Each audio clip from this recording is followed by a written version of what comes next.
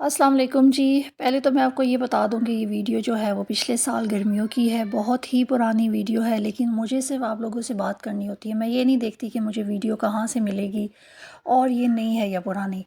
آج میں آپ کے ساتھ اپنی زندگی کا ایک بہت ہی تلخ واقعہ شیئر کرنے جا رہی ہوں، اور ساتھ ساتھ اس کو میں ایپیسوڈز میں لے کر آؤں گی، کیونکہ ایک ہی ویڈیو میں یہ بات جو ہے وہ ادھوری رہ جائے گی۔ آج میں آپ سے اپنی زندگی میں جس نے میری پرسنالٹی کو شٹر کیا بہت زیادہ، جس نے میری شخصیت کو، آپ کہہ لیں شاید اس سے زیادہ اچھی میری پرسنالٹی ہوتی ہے، لیکن جس کو ختم کرنے میں جس خاتون کا ہاتھ ہے ان کے بارے میں ذکر کروں گی۔ جی، میں اپنی اسٹیپ مدر کے بارے میں بات کرنا چاہوں گی۔ تو کہانی شروع کرتے ہیں ہم آج سے بہت سال پہلے کی، کہ جب میں نے اپنی آنکھ کھولی اور جب میں نے اپنے گھر میں ساری چیزیں دیکھی، ساری سہولتیں، جبکہ بہت سارے لوگوں کے پاس اس دور میں یہ ساری چیزیں نہیں ہوتی تھی۔ گاڑی، نوکر چاکر، کھانا پینا، ہر چیز بہت فراوانی میں تھی۔ اگر نہیں تھی اس گھر میں کوئی ذات تو وہ میری ماں کی نہیں تھی، جس کی کمی مجھے بہت زیادہ محسوس ہوتی تھی۔ لیکن جو میں بڑی ہوئی، مجھے اس چیز کا احساس ہونا کم ہو گیا، کیونکہ میرے والد صاحب نے مجھے بہت زیادہ محبت دی۔ میرا ایک ہی بھائی ہے، میں بھی ایک ہی ہوں۔ بہت محبت دی، بہت اپنائیت دی، کسی چیز کی کمی نہیں ہونے دی، اور مجھے ایسے لگتا تھا کہ دنیا کا جو پرفیکٹ باپ ہے نا، وہ صرف میرے فادر ہیں۔ میں نے اتنی اچھی پرسنالٹی، اتنا اچھا انسان اپنی زندگی میں نہیں دیکھا۔ خیر، وقت گزرتا گیا، میں بڑی ہو گئی۔ جب میں گریڈ 7 میں گئی تو میرے جو پھپھو وغیرہ ہیں سارے، انہوں نے میرے والد صاحب کی دوسری شادی کروا دی۔ چونکہ ظاہر ہے ان کے 2 بچے تھے، اور جو لڑکی ہم آگے سے لے کر آ رہے تھے کسی ایریا سے، آپ کہہ لیں گاؤں کی سائڈ سے نا، تو وہاں سے ہم اگر لے کر آئے تو وہ ظاہر ہے عمر میں ان سے کوئی 15 ایک سال چھوٹی بھی تھی، تو ہم نے کہا چلے جی ٹھیک ہے۔ انہوں نے یہ بھی سارا مانا کہ بچوں کو بھی سنبھالیں گی، ان کو ماں کا پیار دیں گی، سارا کچھ کریں گی۔ بہرحال وقت گزرتا گیا۔ آپ یقین کریں، جس دن وہ آئیں ان کا ولیمہ ہوا۔ میرے فادر جو ہے وہ میریٹ میں کام کرتے تھے، بہت اچھی پوسٹ پر تھے وہ۔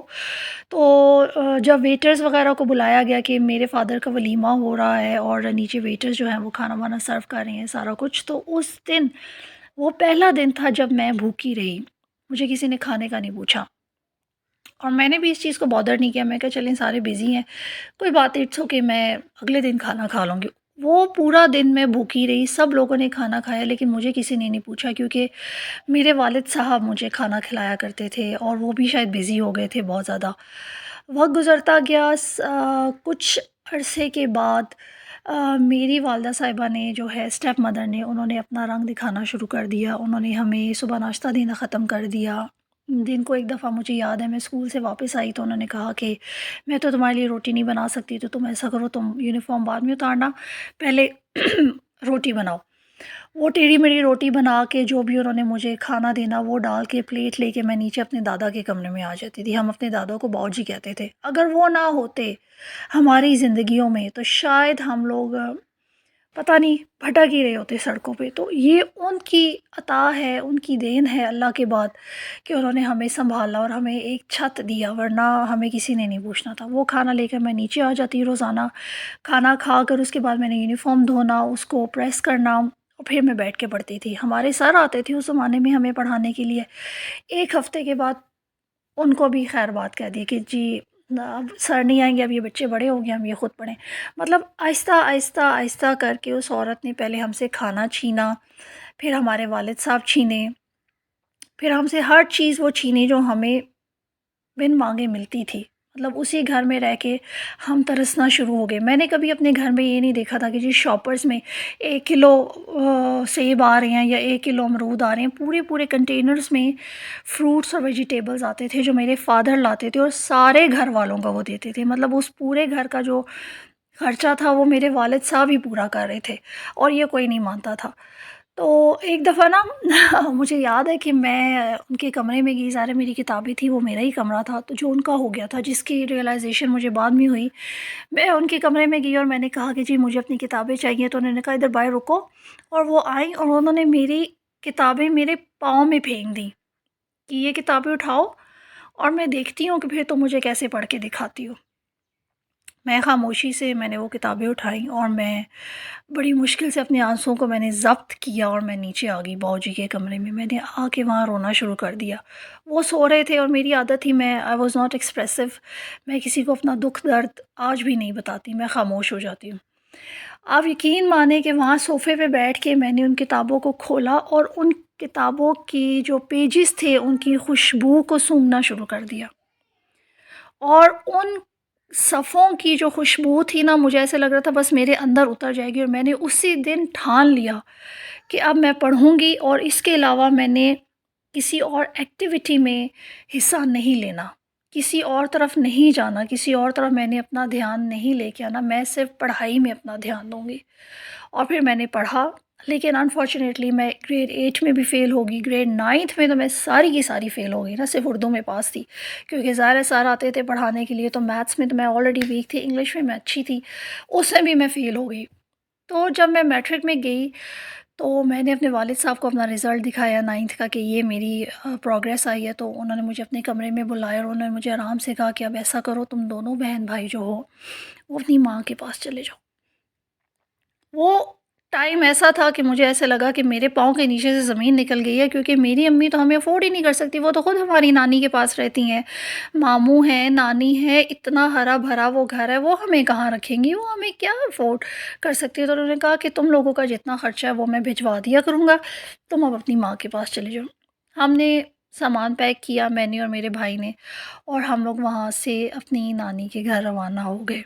اپنے گھر سے ہی ہم نکل گئے.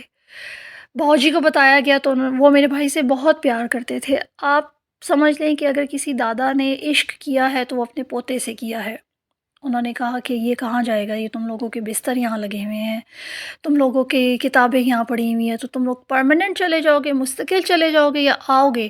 تو ہم نے کہا نہیں, ہم آپ سے ملنے کے لیے آیا کریں گے ویکینڈز پہ. ظاہر ہے وہ پڑھے لکھے نہیں تھے تو ان سے ہم انہی کی زبان میں بات کرتے تھے. تو پھر ہمارا آنا جانا ویکینڈز پر شروع ہو گیا. اور ایسے ہوتا تھا کہ جب ہم لوگوں نے آنا ہوتا تھا تو آگے ہماری جو سوتیلی ماں ہے وہ ہوتی نہیں تھی, وہ میرے ابو کو لے کر پیچھے گاؤں چلی جاتی تھی. اور ہم وہ 2 دن اپنے باؤ جی کے پاس, چچی کے پاس, پھپھو کے پاس مل کر, ان کی دل خراش باتیں سن کر, بھوکے رہ کر ہم واپس اپنی ماں کے پاس آ جاتے تھے. تو ابھی تو یہ ایک ایپیسوڈ 1 ہے جس سے میں نے آپ سے یہ جلدی جلدی تھوڑی سی چیزوں کا تذکرہ کیا ہے کہ میری زندگی کا جو پہلا واقعہ ہے جس کو میں بھول ہی نہیں سکتی, میرے دماغ سے یہ چیزیں جاتی ہی نہیں ہیں. لیکن پھر بھی یہ سارا کچھ ہونے کے باوجود بھی میں نے اس عورت کو معاف کر دیا ہے, کیونکہ وہ ہے تو تھی تو میری ماں ہی نا, جو کہ ابھی وہ ہم میں نہیں ہے, وہ ہمیں چھوڑ, میرے والد صاحب کو چھوڑ کے چلی گئی. پھر اس کے بعد کیا ہوا آگے سیکنڈ ایپیسوڈ میں میں آپ کے ساتھ اس چیز کو ڈسکس کروں گی, اور میں آپ کو بتاؤں گی کہ اگر انہوں نے مجھ سے کتابیں چھین لی تھیں تو پھر میں نے کہاں کہاں کس کس اسکول میں کیسے کیسے پڑھایا, اور اس کے بعد جو میری زندگی تھی وہ کیسی گزری, اور میں نے خود اپنی پسند کی چیزیں لینے کے لیے خود میں نے کیسے کیسے محنت کی, وہ میں سب کچھ آپ لوگوں کے ساتھ شیئر کروں گی.